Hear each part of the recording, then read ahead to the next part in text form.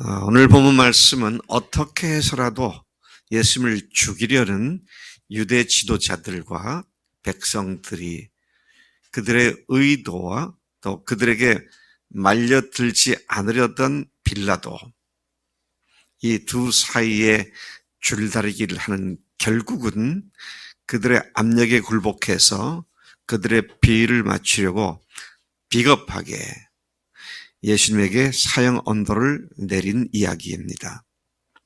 오늘 이 말씀을 보면 빌라도가 참으로 비겁했다라는 사실을 이야기할 수가 있습니다.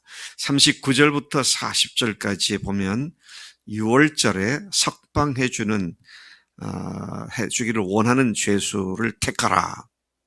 빌라도가 예수님을 잡아온 사람들에게 너희들이 6월절이면 한 사람을 석방하는 그 전례를 따라 내가 석방해 주겠는데 한 사람을 택하라. 그렇게 예수님께서 빌라도가 말을 하니까 강도 바라바를 달라고 유대인들이 요청하고 요구하는 것을 보게 됩니다. 빌라도는 예수님을 신문을 했습니다. 왜요? 사형시켜야 한다고 사람들이 데려왔으니까. 무슨 죄 때문일까? 법정에 앉아있는 재판하는 사람이 죄목을 알아야 하지 않겠습니까? 근데 빌라도도 눈치가 있는 사람이죠.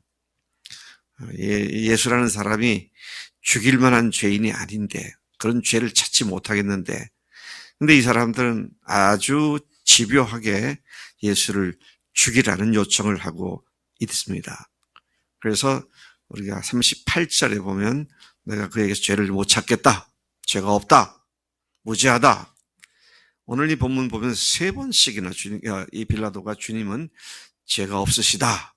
그렇게 선언을 했음에도 불구하고 빌라도는 자신의 정치적 입지를 계산하고 또 자신의 통치하에 있는 치하에 있는 백성들, 이스라엘 백성들로부터 인정을 받고 큰 문제 없이 자기의 임무를 수행하겠다는 그런 의도 때문에 결국은 3번씩이나 죄가 없으시다 그렇게 말을 했고, 또 본문 말씀 보면 뭐라고 했습니까? 예수를 죽이지 않고 살리려고 애를 썼다 그랬습니다. 그러나 그 모든 과정에도 불구하고 그는 예수님을 십자가에 처형하도록 언도를 내린 그런 비겁자였습니다. 비겁자라는 말은 자기 양심을 속이거나 거슬러서 자기가 원치 않는데도 불구하고 압력에 의해서, 사람들의 압박에 의해서 굴복했기 때문에 그가 비겁자다 그렇게 말할 수 있습니다. 여러분, 어떻게 보면 이 사람은 정치가 다워요. 왜요? 상황과 문제를 어떻게든지 해결하려고 했으니까요. 그리고 한 사람을 죽게 함으로 말미암아 자기의 정치적 입지나 그 팔레스타인 지역에서의 폭동이나 밀란이 발생하지 않도록 평정한다는 의미에서 그렇게 했을 것이죠. 그런데 그것은 자신의 양심과도 심히 싸우는 일이었고, 나중에 보니까 유대인들이 뭐라 그럽니까? 이 자가 우리한테도 법이 있다. 우리 법에 의하면 이 사람은 마땅히 죽여야 한다. 왜냐하면 자기가 하나님의 아들이라고 했기 때문이다. 이 말을 들은 빌라도가 더욱 두려워했다 그랬습니다. 두려워했고 양심의 가책이 있었고 이렇게 하면 안 되지라는 것도 있었고 그를 살리려는 마음도 있었지만 그 모든 것들에도 불구하고 자기의 정치적 계산과 인간적인 생각을 가지고 예수님을 자기의 양심과 반하여 사형 언도를 내린 그런 비겁자였다. 여러분, 어떤 비겁한 행동은 참으로 어마어마한 비극을 낳게 됩니다. 예, 네 라고 말하는데 아니요 라고 말 한마디 해가지고 엄청난 피바람이 불어오기도 합니다. 그러면 이 빌라도에게는 어떤 일이 발생했습니까? 이날 이렇게 비겁한 행동을 한 뒤에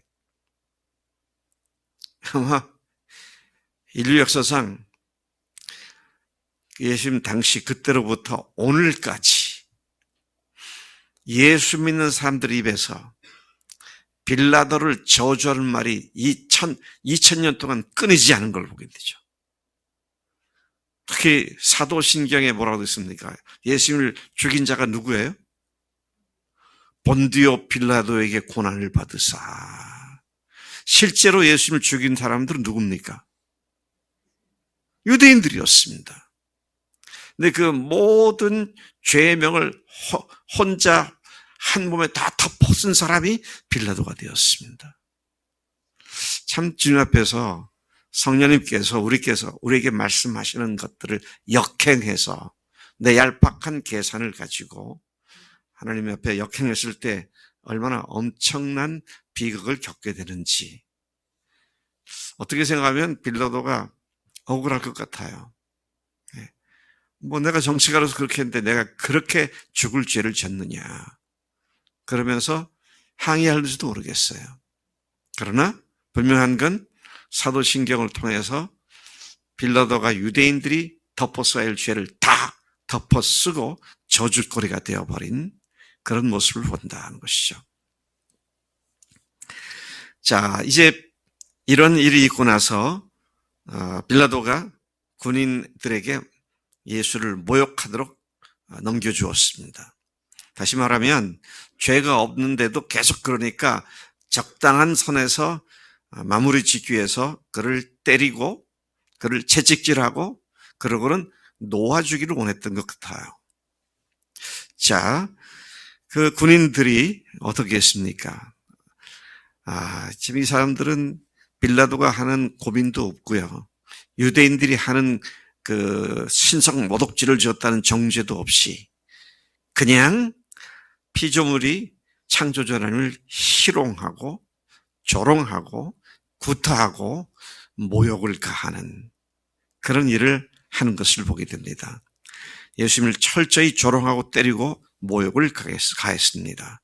창조주 하나님을 피조물들이 채찍질하고 가시나무로 관을 엮어 그 머리에 씌우는 조롱을 하고 왕복을 상징하는 자색 옷을 입혀 비웃었고 그분 앞에 가서 유대인의 왕이여 평안을 지어다 라고 조롱하고 그분을 손으로 구타했습니다.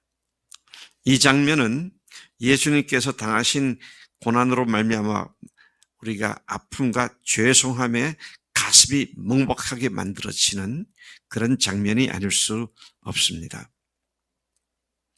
4절부터 8절까지 계속 이어지는 말씀은 빌라도가 예수님에게서 죄를 찾지 못했다고 선언합니다. 그 선언을 들은 유대인들은 십자가에 못 박으라고, 없이 하라고, 죽이라고 아우성을 쳤고 또 그 유대 지도자들과 백성들로 빌라도는 더욱 두려워하여 그들에게 굴복하고 만 내용입니다. 빌라도는 무언가 그의 마음에 무거운 가책을 느끼고 있었습니다. 이게 아닌데 라고 하는 판단을 하고 있었습니다.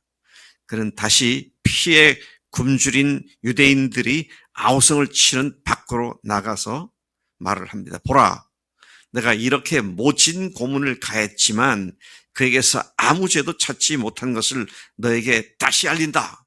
그렇게 얘기를 하죠. 분명하게 자기 입으로 선언했습니다. 모든 사람 앞에서 선언했습니다. 그분에게 죄가 없다. 아무 죄도 찾지 못했다.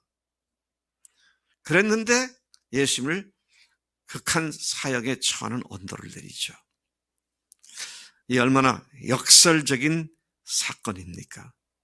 예수님을 사형시킬 어떤 것도 찾기 위해서 어떤 것이라도 찾기 위해서 혈안이 되었던 당사자가 그분에게서 죄를 찾지 못했다고 선언하지 않고 있습니까? 죄를 아주 철저히 파헤치려고 했던 그가 아무것도 발견하지 못했다고 그분은 무죄하다 그렇게 선언을 한 것이죠. 히브리서 4장 15절 우리가 잘 아는 말씀이죠. 우리에게 있는 대제사장은 우리의 연약함을 동정하지 못하시는 자가 아니라 모든 일에 우리가 똑같이 시험을 받으신 이로되, 그 다음 뭡니까? 죄는 없으시니라. 빌라도가 한 말을 사도 바울이라고 여겨집니다마는 히브리서 기자를 통해서 하나님께서 다시 확인하게 온 세상에 선포해 주지 않았습니까? 그러나 빌라도의 바램과는 달리 유대인들은 그 말을 듣고 더 소리를 지릅니다. 십자가에 못 박으라고, 십자가에 못 박으라고. 빌라도는 이제 더 이상 그들을 어떻게 할 수 없으니까 너가 직접 데려다가 너희들이 직접 십자가에 못 박아라. 빌라도는 지금 그 피해 굶주린 무리들과 싸울 만큼 싸우고 있는 장면입니다. 나는 못하겠다. 너희들이 해라. 그런 얘기죠. 그러면서 너희들이 직접 못 박아라. 나는 그에게서 죄를 찾지 못하였노라. 또다시 그분이 무지하다고 선포를 합니다. 그렇게 회피하려 했지만 그들은 자신들의 법대로 하면 그런 신성모독을 보였기 때문에 마땅히 죽여야 한다. 그러나 우리는 그렇게 죽일 수 있는 법이 없지 않느냐. 이제 그렇게 항변을 하죠. 빌라도는 예수를 놓으려고 힘썼다 그랬습니다. 12절 이하에 보면 이 사람을 놓으면, 그러니까 그들이 뭐라고 말합니까? 이 사람을 석방하면 당신은 가이사의 충신이 아닙니다. 그리고는 그들이 올가면은 명분을 들이대죠. 시저, 가이사 황제 외에는 왕이 없는데, 그 당시에 로마 제국이 팍스 로마나 정책을 쓰고 있었는데, 그건 뭡니까? 그 나라 피정복지의 문화나 종교나 이런 것들이 황제를 거역하지 않는 한 어느 정도 자유를 보장해주고 있었습니다. 근데 그 로마 황제에게 거역하는 건 철저히 응징을 했었습니다. 그걸 알고 있었죠. 그래서 저자가 자기가 왕이라 그랬는데 당신이 그를 죽이지 않으면 당신이 가이사에게 충성하지 못하는 겁니다. 당신이 왕명을 어기는 겁니다. 이렇게 덮어 씌운 것을 보게 되죠. 자, 이러한 압박과 이런 압력에 더 이상 빌라도가 버틸 힘이 없었습니다. 왜요? 자기의 목이 달아날 것 같으니까. 자기가 살아야 되니까. 그러고 다시 밖으로 나가서 재판석에 앉았습니다. 13절에 그는 이 말을 듣고 예수를 끌고 나가 재판석에 앉았다 그랬습니다. 그로 하여금 마지막 언도를 하는 자리로 나가게 만든 것이 시저 왕을 당신이 거역하는 거다. 이 말에 끌려나간 것이죠. 참 오늘 이 본문 보면은요 놀랍습니다.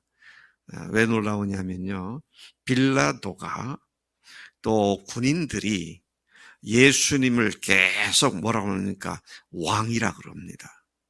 너희들의 왕이다. 유대인의 왕이다.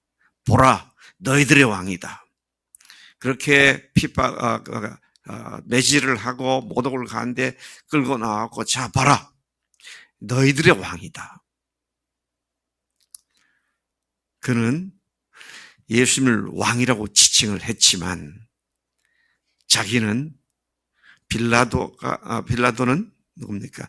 네로의 왕이 되어서, 네로가 그의 왕이 되어서 좀 더 깊이 나가서는 자기가 왕이 되어서 왕 대신 예수님을 십자가에 처형하도록 넘겨준 그런 비겁자였다. 이 사실을 우리에게서 확인하게 되는 것입니다. 14절에 이날은 6월절의 준비일이요 때는 제6시라. 여기서 제6시는요 히브리 시간이 아니라 로마 시간입니다. 로마인들이 쓰던 시간, 히브리인들이 썼던 시간은 여기다가 6시간을 더 보태야 되죠. 그럼 낮 12시가 되는 거잖아요. 근데 로마인들은 오늘 우리가 쓰는 시간과 거의 같은 형태의 시간을 얘기하는 겁니다. 그러니까 새벽 6시죠. 지금 우리가 6시 10분 전인데요. 바로 이때쯤이라는 얘기입니다. 그러니까 생각해 보세요. 자정쯤에나 체포를 당하신 주님께서 6시간 동안 계속 탁구공처럼 이리저리 떠밀려 다니셨다가 드디어 6시간 만에 사형 언도를 받으시는 그런 장면인 것을 봅니다. 사실과 참 이게요 놀랍습니다. 왜 놀라면요, 인간은 사실에 근거해서 옳고 그름을 따지는 그런 것과는 아무 관계 없습니다. 네. 옳고 그른 건 아무 관계 없이 사람들의 눈치와 자신의 인기와 또 사람들로부터 받는 인정에 이끌려서 비겁하게 진실을 외면하는 그 상징이 바로 빌라도입니다. 지난 2000년간 사도신경에서 그는 그렇게 저주의 인물로 계속 반복 외쳐졌는데요. 여러분, 우리가 주님 앞에서 바르게 사는 문제는 옳고 그름의 문제 때문에 반드시 이루어지는 건 아니더라고요. 예. 여러분들 그렇지 않습니까? 옳지 않은 것인 줄 몰랐기 때문에 우리가 잘못을 행합니까? 아니죠. 알죠. 마음에 가책도 있고 마음에서 성령께서 스톱 거기서 멈춰 한데도 지가 하고 싶은 대로, 지 원대로, 지 생각대로. 오늘 빌라도가 우리들의 아주 전형적인 모습이다. 결국은 왕이 누굽니까? 자기 자신입니다. 여러분, 우리가 예수님이 나의 주님이십니다, 나의 하나님이십니다, 이 말은 뭡니까? 당신은 나의 왕이십니다. 나는 당신의 말에 절대 복종하는 당신의 자녀입니다. 우리가 이런 믿음의 우리의 위치를 한시도 놓치지 않고 망각하지 않고 어그러지지 않도록 이 시간도 성령님께서 우리를 더욱 믿음의 믿음으로 강력히 붙잡아 주십시오. 그런 기도로 좁혀 나가십시다. 하나님 아버지, 감사합니다. 오늘 빌라도의 모습들을 봅니다. 유대인들의 모습들도 봅니다. 하나님, 군병들의 모습도 봅니다. 그게 다 우리들의 모습인 것을 알고 있습니다. 하나님, 간절히 빌곤합니다. 우리가 어느 시기에, 어느 때, 어느 한순간도 왕이신 예수님을 거역하는 일을 하지 않도록 우리가 믿음의 견고하게 서도록 역사해 주신 줄로 믿습니다. 하나님, 내가 왕노릇하지 않게 하시고 주변 사람이 나의 왕노릇하게 하지 않게 하시고 주님만이 모든 일에서 항상 나의 왕이 되는 삶이 되도록 역사하시는 줄로 믿습니다. 감사합니다. 예수님의 이름으로 기도로 싸움나이다. 아멘. 아멘.